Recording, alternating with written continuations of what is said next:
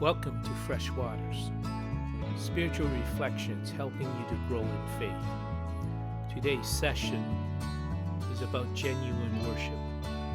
The key concept is that genuine worship must be in spirit and in truth.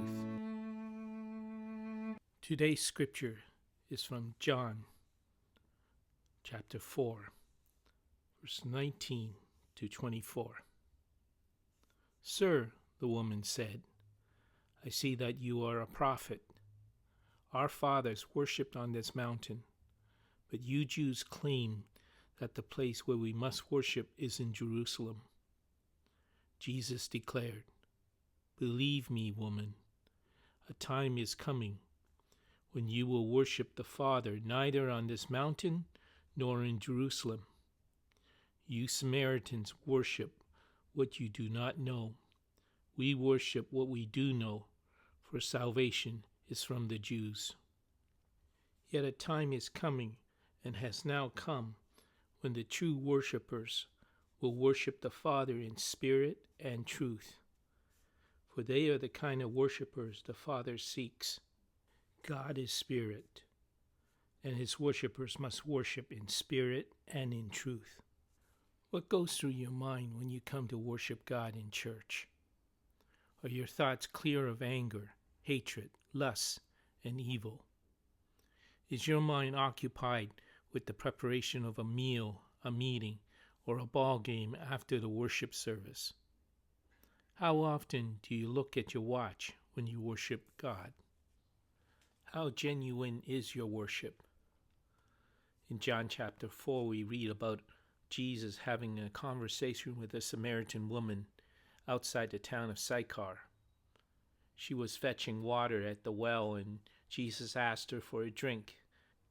She was surprised that he would even talk to her because he was a Jew and she was a Samaritan. They began to talk about living waters, and eventually Jesus began to point out her immoral lifestyle.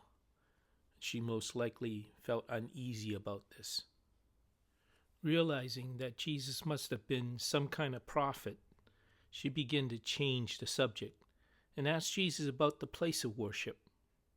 The ongoing debate at that time was whether true worship ought to take place on Mount Gerizim, as the Samaritans believed, or in Jerusalem, as the Jews believed. Jesus pointed out that ultimately the place of worship is not as important as our heart is in worship. The focus then is not on the physical aspects of worship, but on the spiritual aspects of worship. We all have a tendency to concentrate on just the physical aspect of worship, which is important, but fail to deal with the spiritual aspect of worship, which is essential. We must worship God in spirit and in truth. This means that worship is first a heart response towards God. We worship God from our own inner spirit.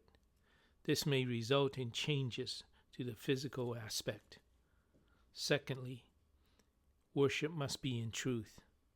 This truth means understanding God in contrast to believing what is false, like the Samaritans, who worship what they did not know. What we know and believe about God when we worship does matter. Truth could also refer to our true experiences with God in worship. We must be careful to live a life which is true to our expressions of worship. Otherwise, we're deceiving both ourselves and others, and our worship is a lie. My prayer for you is that when you worship God, your worship will be consistent with your life and genuinely will come from your heart.